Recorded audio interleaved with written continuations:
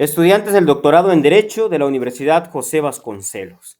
Les saluda Eliseo Muñoz Mena. Sean bienvenidas y bienvenidos a la cápsula número 1, en la cual hablaremos acerca de la actividad jurisdiccional del Estado. Para tal efecto, a manera de introducción, es importante recordar que el artículo 49 de la Constitución Política Mexicana señala que el supremo poder de la Federación, para su ejercicio, se divide en un poder ejecutivo, un poder legislativo y un poder judicial o jurisdiccional. De tal manera que de este precepto normativo podemos concluir que el poder del Estado, el poder público, es único y que para su ejercicio se divide en tres grandes funciones. Estas tres grandes funciones son la función ejecutiva, a cargo del presidente de la República, titular de la administración pública centralizada,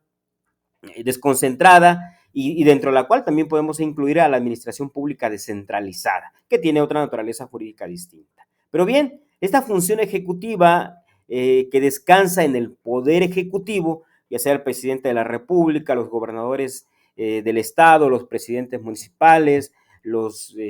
concejales, implican entonces materializar esta función ejecutiva. La otra función a cargo del Estado mexicano es la función legislativa, que implica la facultad de crear leyes, la facultad de legislar, que como todos sabemos se descansa a nivel federal en el Congreso de la Unión, Cámara de Diputados y Cámara de Senadores, y a nivel local en los congresos locales, y a nivel municipal podríamos señalar, a manera de analogía, a los cabildos municipales, a los ayuntamientos y cabildos. Ahora bien, pero viene también la otra gran parte, la otra gran función, que es la que nos atañe en este momento, la función judicial o la función jurisdiccional a cargo del Estado mexicano, que esta función de judicial o jurisdiccional, pues viene del concepto jurisdicción, y jurisdicción significa decir el derecho, aplicar el derecho.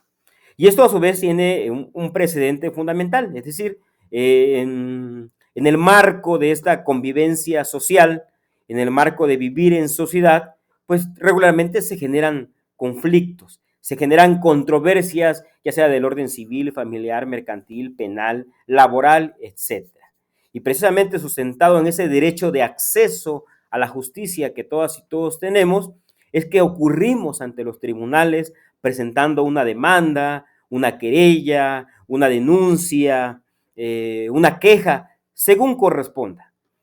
Pues bien, esa facultad que nosotros tenemos de instar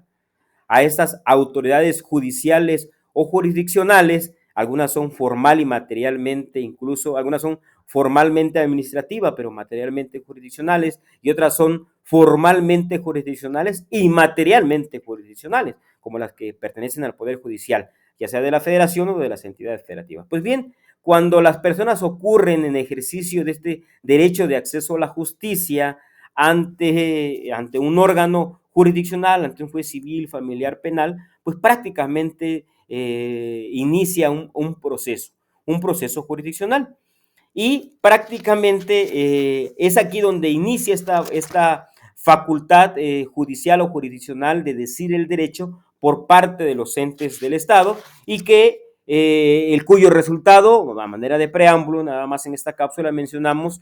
termina con la emisión de una sentencia. La doctrina coincide en que la sentencia es una resolución jurisdiccional por excelencia, pues es en ella en que se manifiesta en toda la plenitud la función jurisdiccional. Es el acto mediante el cual se define, se crea la norma jurídica individualizada que debe prevalecer ante el conflicto de derecho planteado a los órganos del Estado. Es decir, la sentencia es esa resolución final a un proceso o a un procedimiento por la cual se va a pretender, y lo digo en esos términos, resolver una controversia, resolver un litigio, y que por supuesto esta sentencia eminentemente que es obligatoria. Ahora bien, podemos mencionar también en esta muy breve relatoría que en primera partimos del presupuesto de que la sentencia es obligatoria para las partes contendientes. Pero esta sentencia también se rige por un principio que se llama relatividad de la sentencia, es decir, que se lo obliga esta sentencia que se emite en un proceso o en un procedimiento a las partes que están involucradas. No tiene efectos erga omnes, no tiene efectos generales. Es decir, la sentencia que se emite en un asunto de divorcio, en un asunto de pensión alimenticia, en un juicio ejecutivo mercantil, solo involucra e impacta entre las partes que litigan. Y prácticamente esto está sustentado en lo que nosotros podemos conocer como el principio de relatividad de la sentencia, que, como ya he dicho, pues implica que no puede ir más allá de las partes que están litigando.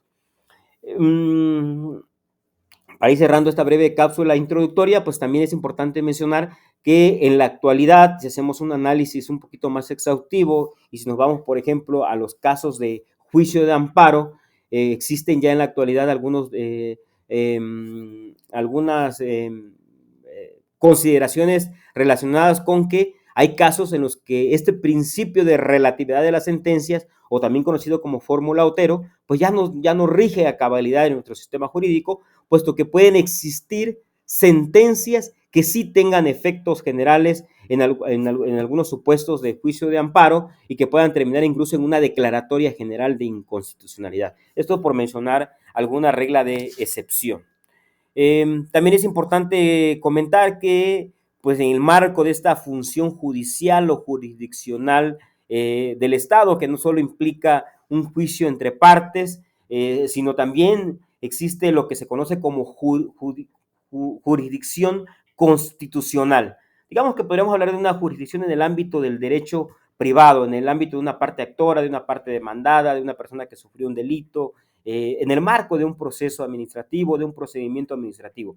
Pero también podemos hablar de la función judicial o jurisdiccional del Estado en lo que hace al tema relacionado con la defensa de la Constitución, que esto es cuando ante determinados tribunales de naturaleza constitucional se desahogan determinados procedimientos o juicios como el juicio de amparo, la acción de inconstitucionalidad, la controversia constitucional, el juicio para la protección de los derechos políticos electorales del ciudadano, el juicio de revisión constitucional electoral, que son juicios o procesos de naturaleza constitucional que entran dentro de esta función jurisdiccional, pero constitucional, que tiene como finalidad proteger y salvaguardar los preceptos y principios y máximas de nuestro texto constitucional, y que me parece que constituye la otra parte que sustenta, que salvaguarda y que defiende muchas veces nuestro sistema jurídico mexicano.